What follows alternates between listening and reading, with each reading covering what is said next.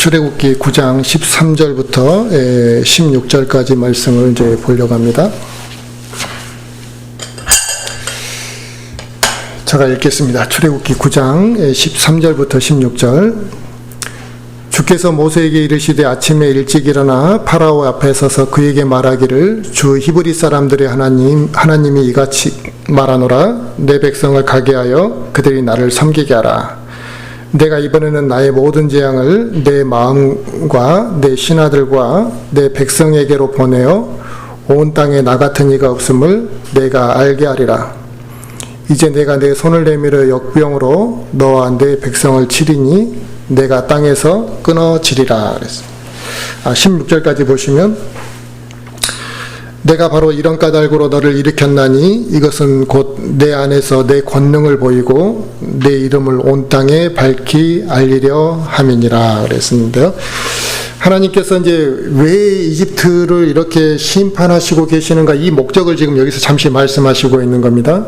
근데 그 목적이 뭐냐면 이 세상에 하나님 한 분만이 이제 참된 하나님이다. 아까도 이제 우리가 말씀드렸잖아요. 심판을 막 받다 보면 이건 하나님이 아니면 이런 일이 있을 수 없구나. 이런 걸 이제 우리가 이제 깨닫게 되는 것처럼 하나님이 참된 하나님이시고 또 전능하신 하나님이시다. 또 이 심판을 통해 하나님께서 다 입증해 보이시기를 원하셨다는 것입니다. 하나님께서 이제 굳이 이렇게 천천히 재앙을 하나하나 재앙을 내리면서 이집트를 심판하시는 이유가 있었을 거라는 거예요. 왜냐하면 우리 같으면 그러잖아요. 한 번에 그냥 멸절시켜버리면 되잖아요. 그러니까 하나님께서 파라오에게 야, 너 이스라엘 백성 좀 내보내라. 꼭 사정하듯이 막 계속 간청할 게 아니라 그냥 말 안 들으면 내일 그냥 싹 죽여버리면 되는 거고, 그렇죠? 이집트를 싹 멸망시켜버리면 그냥 이스라엘 백성들 데리고 나오는 거 아무것도 아니에요. 그런데 하나님께서 굳이 그렇게 한 번에 해결하실 수 있는 것을 왜 이렇게 계속해서 재앙을 더 강하게 하시고, 그래도 또 거짓말하면 또 다시 재앙을 줘서 기회를 주시고 계속 이렇게 하시는 이유가 뭐 있냐 이 말이에요. 우리가 이걸 어디다가 적용할 수가 있습니까? 우리가 그런 말을 합니다. 이 세상에 불신자들이나 안 믿는 사람들이 있으면 하나님 왜 저 사람들 가만히 내버려 둘까? 그냥 죽여버리시지. 왜 하나님께서 저런 완악한 사람을 살려두셨을까? 그런 생각을 합니다. 근데 그것은요, 우리가 그 뜻을 다 알 수는 없어요. 근데 하나님께서는 우리가 하나 힌트를 얻을 수 있는 건 뭐냐면 하나님께서는 전두환 같은 사람도 회개하기를 원하신다 이 말이에요. 우리는 그들을 용서할 수 없을지 모르지만 하나님께서는 그 완악한 사람 파라오조차도 회개하기를 원하시도록 기다려 주신 것이다 이 말입니다. 그래서 지금 많은 사람들이 신앙생활을 열심히 하지 않는 그런 그리스도인들 중에서도 내가 이 세상을 지금 편하니까 그냥 하나님 나는 뭐 특별히 하나님을 안 찾아도 되겠다 이렇게 생각하고 살아가지만 하나님께서 그 사람을, 우리가 그런 경우들이 있어요. 또 농담으로 저 다리 하나 뚝 부러지면은 이제 하나님 찾을 거다. 저 사람 팔 하나 딱 잘라내면은 하나님 찾을 거다. 이런 말을 하지만 하나님이 그렇게 무지막지하신 분은 아니시다 이 말이에요. 근데 하나님이 그냥 좋아서 내버려 두시는 건 아니에요. 근데 하나님이 왜 그걸 내버려 두시냐면 회개할 때까지 기다려 주신 거라 이 말이죠. 그런데 그 시간까지 회개하지 않으면 이제 하나님은 용서하지 않으실 거다 이거죠. 그래서 이 이집트 모든 백성들을 한순간에 멸절시킬 수도 있었지만 그렇게 하지 않는 이유는 그걸 통해 그들이 회개하게 원하시는 그 하나님의 심정, 또 이 일들을 통해 하나님의 능력이 온 천하에 드러나도록 하시기 위한 거다 이 말이죠. 그러니까 한순간에 이집트를 멸절시켜버리면 그 역사는 그것으로 끝나버리는 겁니다. 그런데 이런 일들이 계속 기록되어 있다 보니까 실제적으로 유물 중에서도 발견이 됐다 그랬잖아요. 그 이집트 성벽이 밑에 중간 상위 세 단계가 달랐다 그랬잖아요. 이 말씀처럼 보니까 정말 그 말씀처럼 사실이었네라고 기록이 되어 있고 사람들이 믿게 되는 거잖아요. 그래서 이런 과정들을 통해서 하나님의 능력을 드러내시기 위해서 하나님께서 지금 이런 징계를 허락하시고 있는 거다. 이 말을 지금 먼저 하시고 있는 겁니다. 자, 17절부터 19절 한번 읽어주세요. 내가 여전히 내 백성을 대적하여 내 자신을 높이고 이로써 그들을 가게 하지 아니하려느냐. 보라, 내일 이맘때에 내가 심한 우박을 내리니 이집트가 창건된 이래로 지금까지 이집트에 그와 같은 것이 있지 아니하였노라. 그러므로 이제 사람을 보내어 내 가축과 들에 있는 내 모든 소유를 모으라. 들에서 발견되고 집으로 들어오지 않을 모든 사람과 짐승 위에 우박이 내려 그것들을 죽게 하라 하시니라. 이제 7번째 재앙은 뭐냐면 심한 우박이 내리게 하는 것이었는데, 이 우박의 크기가 상상을 초월하는 우박이 이제 되는 것입니다. 그런데 이 우박이 이제 아마 어느 정도 크기라고는 기록이 안 돼 있지만, 뭐 수박만한 우박이었다고 한번 생각한다면 그냥 수박만한 우박 하나 맞는 순간에 즉사죠. 그런데 집 안으로 들어와서 피하면 그 우박의 그을 피할 수 있을 거라고 지금 피할 길을 예비해 주셨잖아요. 그런데 그 말을 듣지 않았다 이 말이에요. 그런데 이제 우리가 그러잖아요. 그 날라오는 축구공에 한번 맞아본 적이 있으신가 모르겠어요. 간혹 이제 우리가 이제 청년 학생 때 멍청이 있다가 그냥 공 안에 날라와서 이렇게 맞는 경우들이 있잖아요. 근데 그 날라오는 축구공에만 맞아도 머리가 한순간에 뭐 기억이 맹할 정도로 생각이 순간적으로 아무것도 안 떠오르잖아요. 앞이 안 보이잖아요. 근데 저 하늘에서 위에서부터 우박이 이제 수박만한 게 떨어졌으면 그거 맞고 살 수 있는 사람이 이제 누가 있었겠냐 이거죠. 그런데 그걸 피할 수 있는 길까지 만들어 줬어요, 하나님께서. 그런데 자, 어떤 상황이 발생했냐? 20절부터 21절 보시면, 파라오의 신하들 가운데 주의 말씀을 두려워한 자는 자기 종들과 가축을 피하게 하여 집으로 들여보냈으나 주의 말씀에 관심을 두지 아니하는 자는 자기 종들과 가축을 들에 두었더라 그랬습니다. 그러니까 이제 파라오 신하들 중에 두 부류가 나타난 겁니다. 하나는 이제 그동안에 6번의 징계를 당하고 재앙을 겪고 난 다음에 이제는 좀 겁을 먹기 시작한 사람. 근데 이 6번의 재앙을 겪어도 아직도 마음이 완고한 사람, 이 두 부류들이 이제 있었던 거죠. 그래서 그들 중에서 하나님의 말씀을 조금이라도 두려워했던 사람은 자기 종들과 가축을 들에 있지 말고 집으로 피해 있으라고 권면했다 이 말입니다. 지금 이 시대에도요, 그 마음이 조금이라도 신이라는 존재를 의식하고 신을 두려워하는 사람들은 복음을 전하면 그 말씀에 경청하게 되어 있습니다. 이 인간의 모든 죄는 어디서부터 시작되냐면요, 하나님을 두려워하지 않음에서부터 출발하는 겁니다. 우리가 나쁜 짓 할 때 누가 안 보고 있을 거라고 생각하는 거잖아요. 근데 우리 그리스도인들은 누가 지켜보지 않음에도 불구하고 돈 계산 하나까지 정확하고 우리가 신용을 지키고 정직하려고 하는 이유가 뭡니까?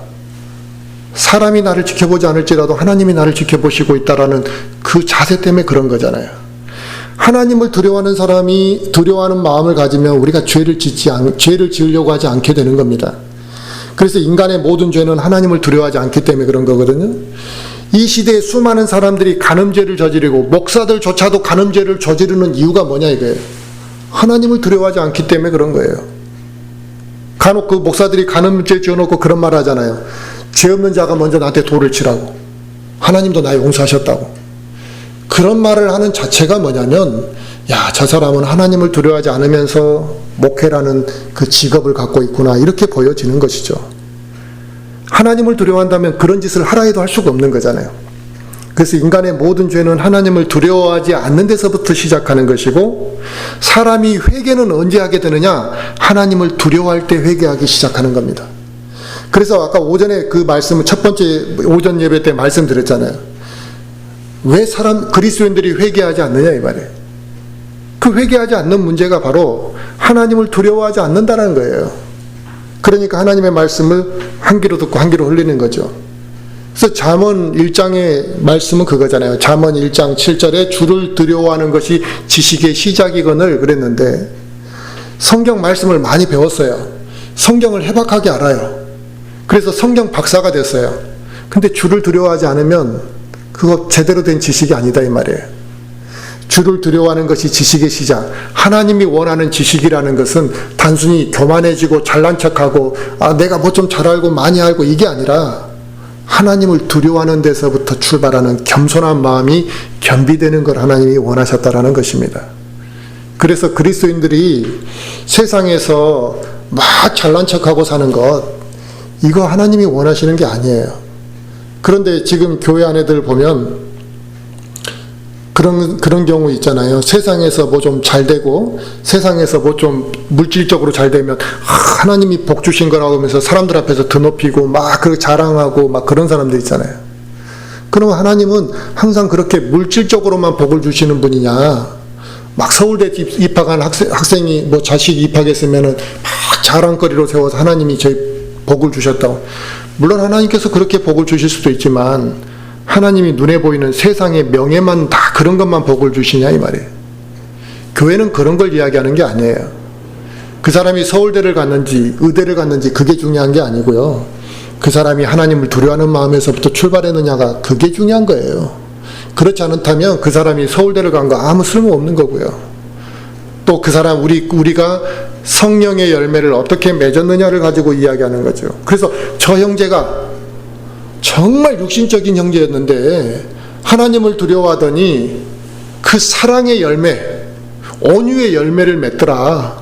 그걸 우리가 막 높이 평가하고 아멘으로 화답하고 그게 하나님께 영광 돌려드리는 거예요.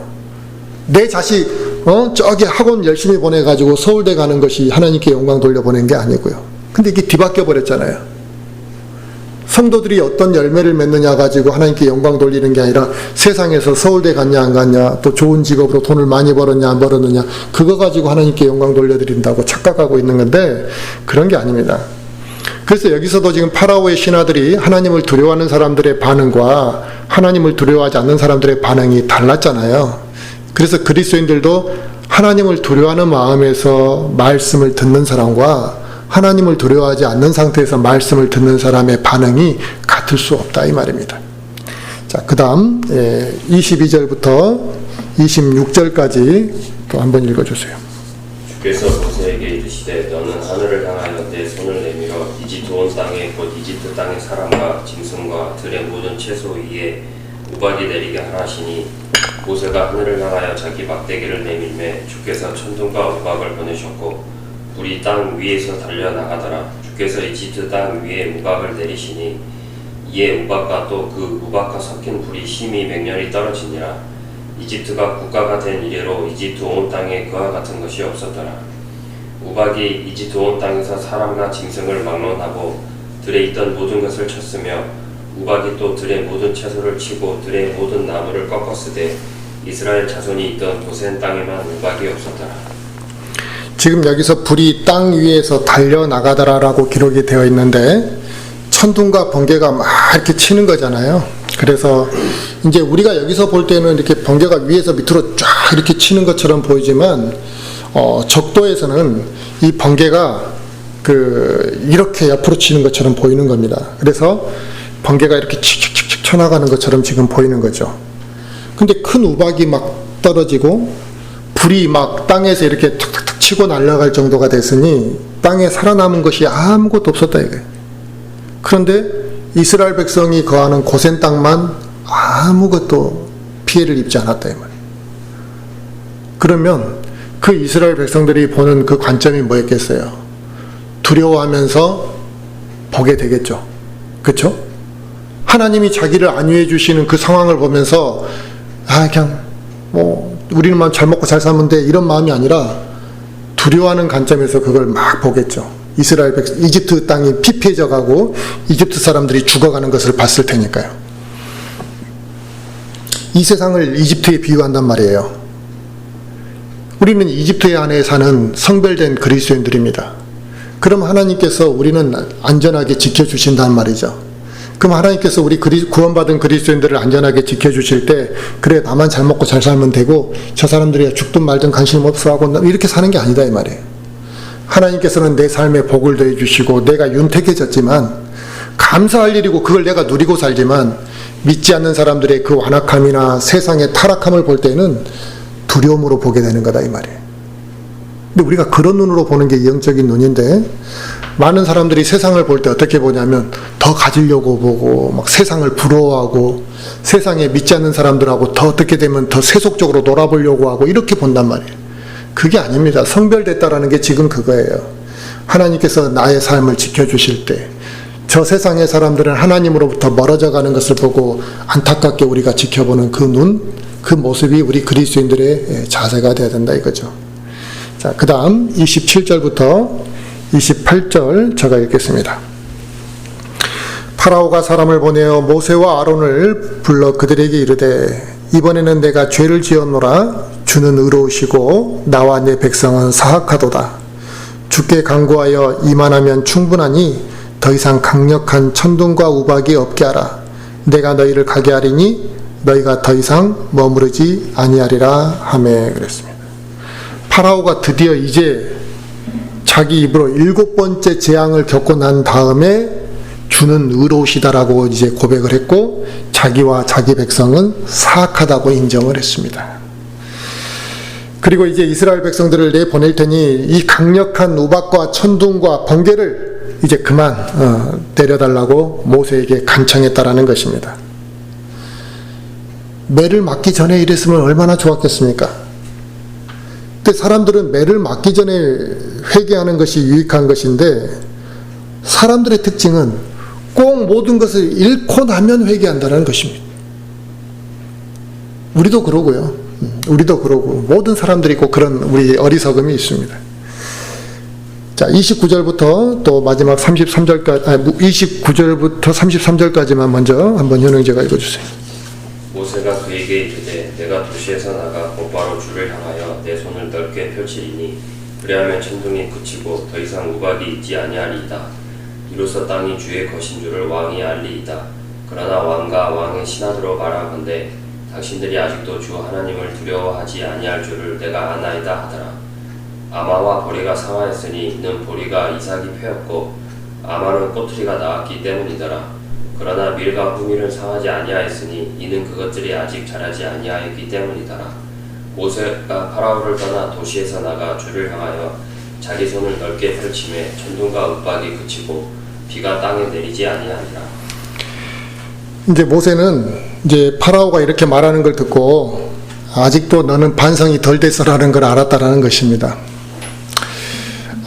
이걸 볼 때 모세가 이제는 처음에는 그렇게 좀 연약하고 약해 보였지만 이제는 하나님을 굉장히 신뢰하고 있구나. 그리고 이제 담대해졌구나라는 걸 알 수가 있잖아요. 이제 이집트 땅은 지금 하나님이 7번째 재앙 우박을 내리심으로 인해 이제 그 전에 이제 6번째 재앙에 가축들이 다 죽어버렸죠.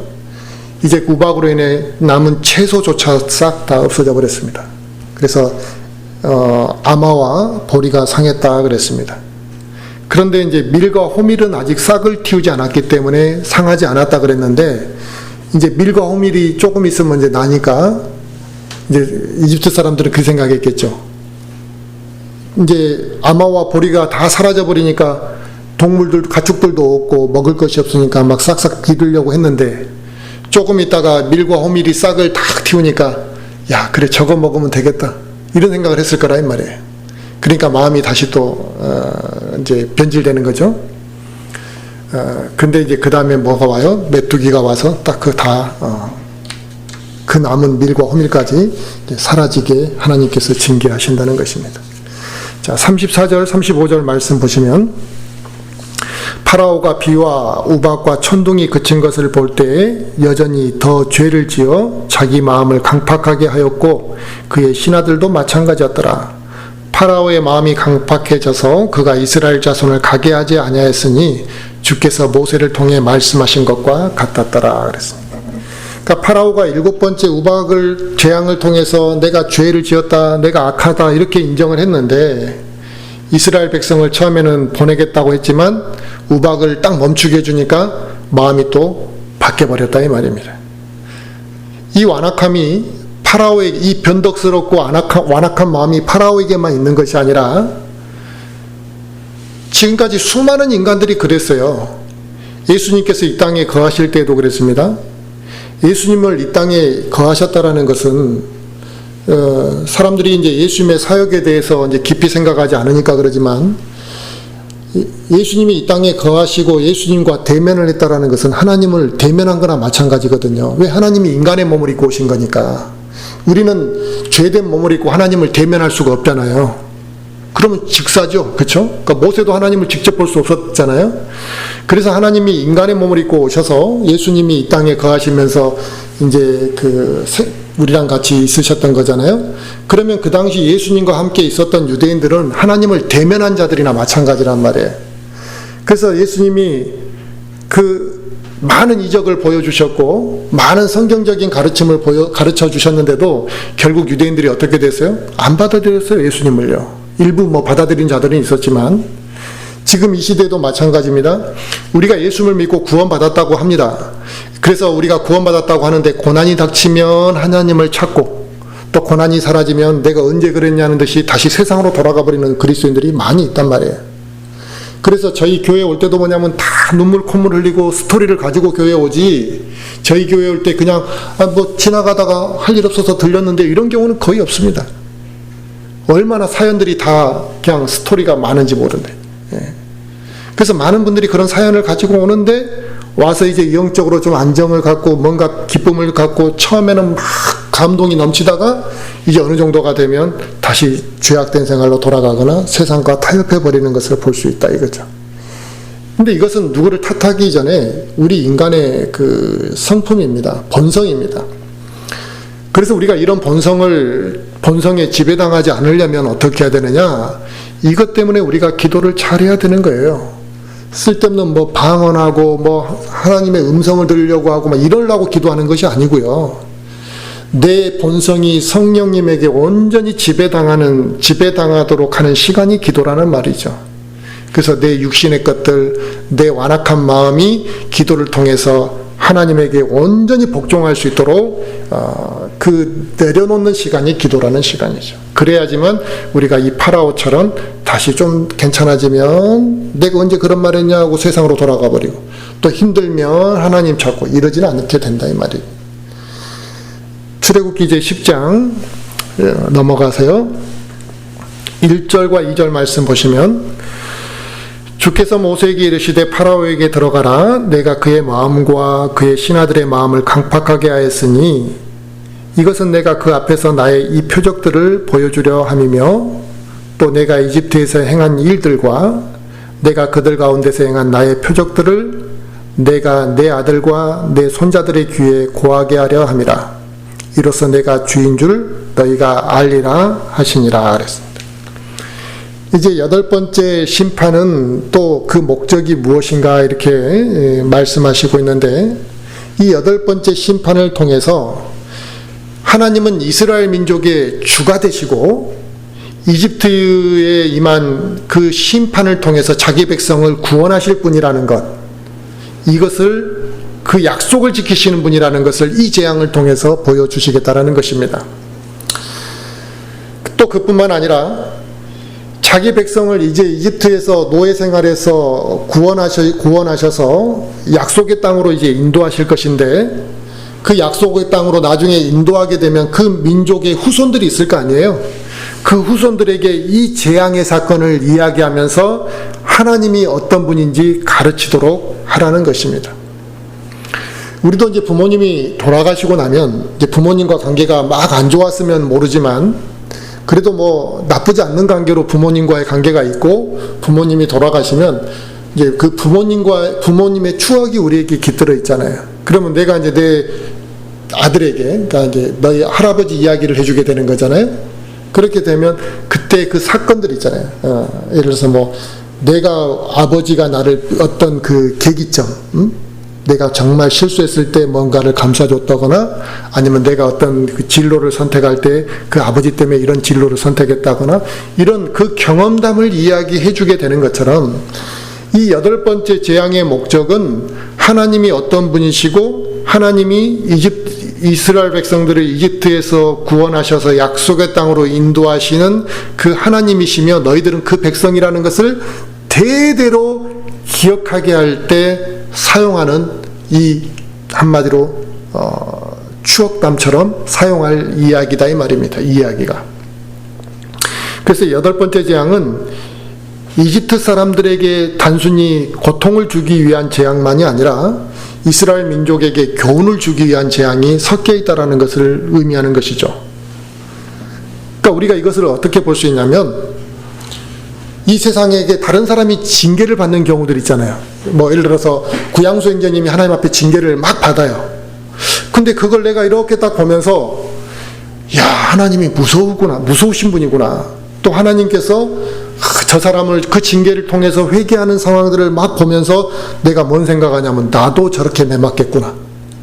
따지고 나면 내가 구양수 행자님보다 더 매를 맞아야 되는데 하나님이 구양수 행자님만 저렇게 매를 때리실 정도면 내가 빨리 좀 정신 차려야 되겠구나. 이렇게 생각할 때가 있잖아요. 그래서 어떤 사람의 그 징계를 보면서 그것을 하나님의 손길로 깨닫고 내가 그것을 회개하게 되는 경우들도 있단 말이에요. 그 사람도 회개하지만 나도 그 사람 때문에 회개하게 되는 경우들이 있는데 이 8번째 재앙이 그런 목적인 거죠. 자, 그 다음에 우리가 그래서 이 상황을 통해서 이제 하나님을 더 신뢰하게 되는 것처럼, 자, 3절 말씀 현우이제가 한번 읽어주세요. 모세와 아론이 파라오에게 들어가 그에게 이르되 주 히브리 사람들의 하나님이 이같이 말하노라. 내가 어느 때까지 내 앞에서 내 자신을 낮추기를 거부하려느냐. 내 백성을 가게 하여 그들이 나를 섬기게 하라. 이제 파라오의 경우에서 볼 수 있듯이 잘못을 고백하고 뭐 깨닫는다고 해서 사람들이 뭐 다 막 그 한순간에 겸손해지는 것은 아닙니다. 그러니까 하나님께 결국은 이제 순종할 마음이 없으면 우리 그리스도인들도 겸손해지지 못하는 겁니다.